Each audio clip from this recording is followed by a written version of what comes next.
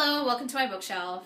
And today I'm really excited to share with you the books that I want to read in the month of April.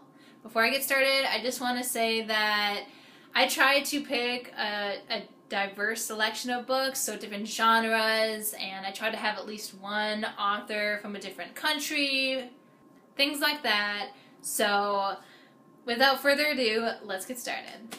Now, this first book I am probably the most excited to read, and that is Ready Player One by Ernest Cline. I'm probably one of the only people who has not read this book already, but I'm just so excited. I honestly don't know that much about it other than it's set in the future, there's video games involved, and there's 80s nostalgia. That's all I know. And honestly, that's all I need to get hooked enough to want to read this book. That and the fact that everyone has said that it's amazing on top of those other things. So I'm really excited about this. I'll definitely be doing a review on this book once I've read it. So look forward to that in the month of April, which that's another thing I wanted to mention. I am going to try to do more reviews on the books that I read. I think part of this exciting YouTube experience is to be able to share my experiences of books with everyone, so I'm going to try to do that more. So I'm hoping that I will do reviews of most of these books on my TBR. It's going to be a fun review and just a good fun book to read in general, so I'm really excited about this. It's definitely my most anticipated read this month. Okay, so the next book that I want to read is After Dark by Haruki Murakami.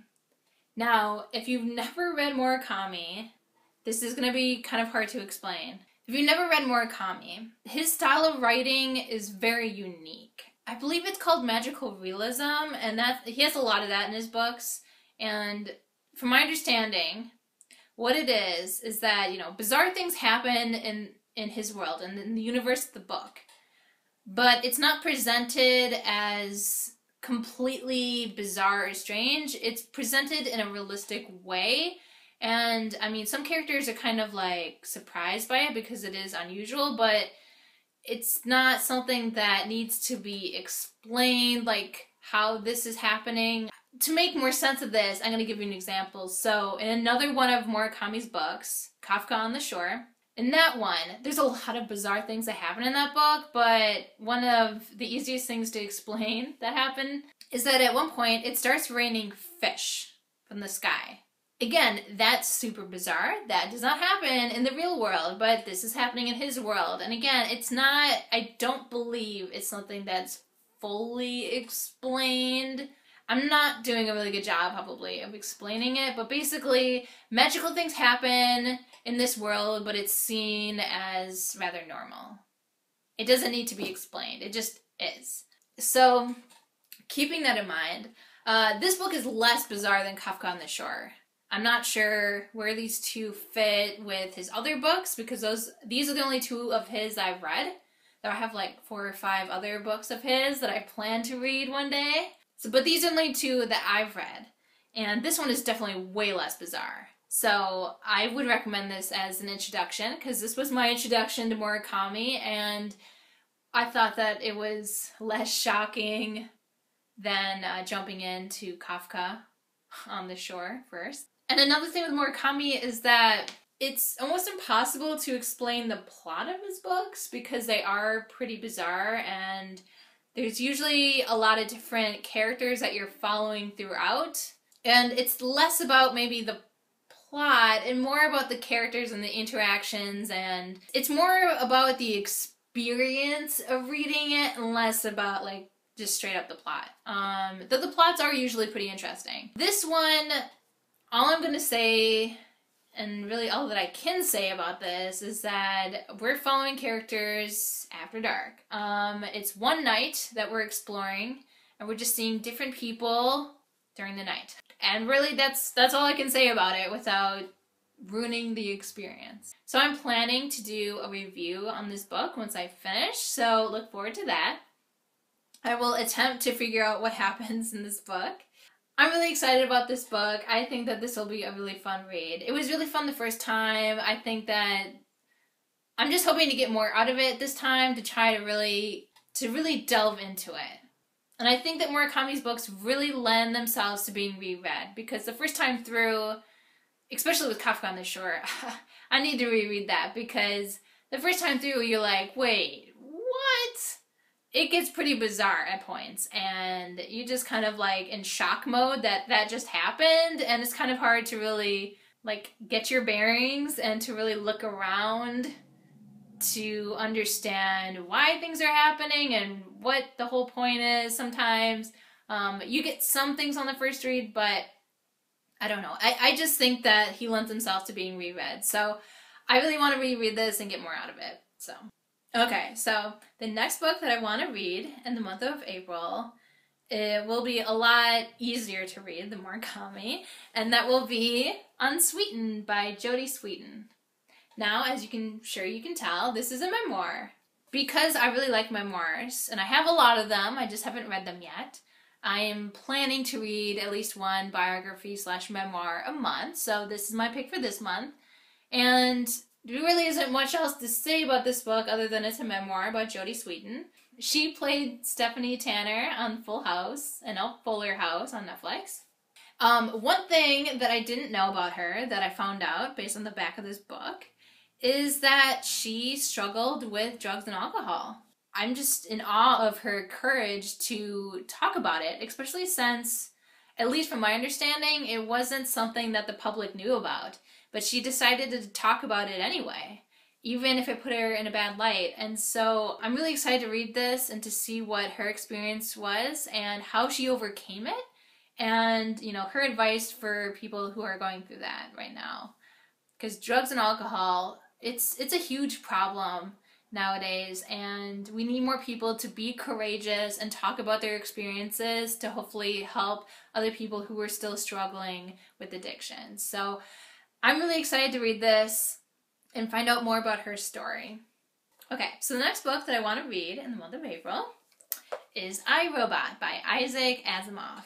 Now this kind of fits into science fiction, which I always like the plots of science fiction, but I just haven't read that many. But I know a lot about them. They've been turned into some pretty amazing movies, including this. I like this movie. It's probably not the best movie in the world, but it was enjoyable, at least to me, when I watched it like in middle school or whenever it came out. Either way, Isaac Asimov is a classic science fiction writer, and so I'm really excited to read this book.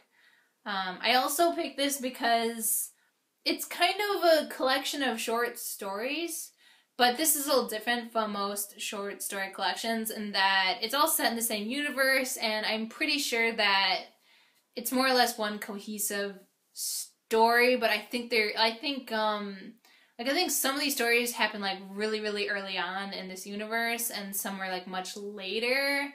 But I think that they all delve with the same topic about robotics, maybe just like different specific, themes within robotics.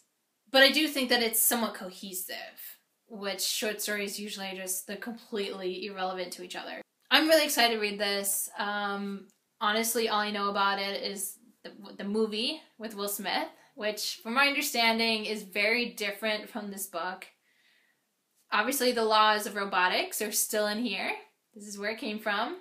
But the story that you see in the movie isn't really in here. I think there's some of the same characters, but they play different roles in this book. So, I don't know. I'm really excited. I just think science fiction does a really good job in general of having an interesting plot, but also having really important themes in that as well. Okay, so the next book that I want to read in April is Fahrenheit 451 by Ray Bradbury. I have never read this book either, but it's a bleak dystopian novel, and all I know about it is that it's set in this society where the printed books are prohibited and that they're burned, and that we're following the main character of a fireman who burns these books as part of his job. So that's all I know about it, and I mean, it's a classic. Everyone seems to love this book, so I just want to read it and kind of get my own opinions and views on this book. I don't know. It's a classic, and it's a dystopian, and that's why I want to read this book. So this book came out 60 years ago. I didn't really realize that until I looked at the book itself. But I honestly think that this is going to have a lot of really interesting themes in it that I think we can apply today. Which is another similarity to science fiction, like I just mentioned. Dystopians always have like really interesting plots, but also really important lessons to be gained from this society, even though it's different from our own. So again, I'm excited to read this book. So the last book that I want to read in April is The Sweetness at the Bottom of the Pie by Alan Bradley. Now this book I'm halfway through because I thought that this was on my March TBR, but I found out about a week ago that it is not. I did not put it in my video, so it's not officially part of my March TBR. So now, obviously, I just want to finish it for April. So I more or less have like 5.5 books on my April TBR, so this is the half. This is more or less a mystery detective book aimed towards middle schoolers. The main character is a 12-year-old girl. She's very unusual, though. She's not a typical 12-year-old girl. She's very unique, kind of quirky. She's very smart. She's an amateur chemist. She has her own chemistry lab in their house. And her family's very rich, by the way, which is why she has a chemistry lab. So this 12-year-old girl, she finds this man laying down in the cucumber patch in their yard. She goes up to him, and she gets to see this guy die right in front of her. Just die. And now she's investigating who killed him. Yeah, so that's kind of the basic premise of this book. It also mentions, you know, she should be horrified by, you know, this death that she witnessed right in front of her, but instead it's the most interesting, exciting thing that has ever happened to her. So she's embracing this. Good for you. So anyway, I'm halfway through. It's not an amazing read so far, but it's a fun read. It's enjoyable. It's different. I don't read many mysteries, so I don't know how different it is from other mysteries, but it seems to be told in a unique way, in the sense that it's more about these unusual characters and less about, like, this exciting mystery. I mean, so far it's pretty mysterious. I'm not exactly sure who done it at this point, so I mean, I'm also not like a well-read mystery reader, so I probably wouldn't know just in general, but I'm not as excited to finish this as some of the other ones on my TBR, but I am kind of curious to see who done it and to see where the rest of this book goes, so I'm definitely going to finish it this month, So that is my April TBR. I'm really excited. I was able to complete my March TBR, so I'm hoping for good results this time as well. I'm hoping to finish it at a better pace, though, because last time I read the last 3 books pretty quickly, which is not ideal. I am hoping to read more at the beginning of the month and less all at the very end. We'll see how that goes, and we'll see if I need to adjust how many books I'm putting on my TBR. Let me know if you have read any of these books or if you're interested in them. Let me know in the comments what you think. And thank you for watching this video, and until next time.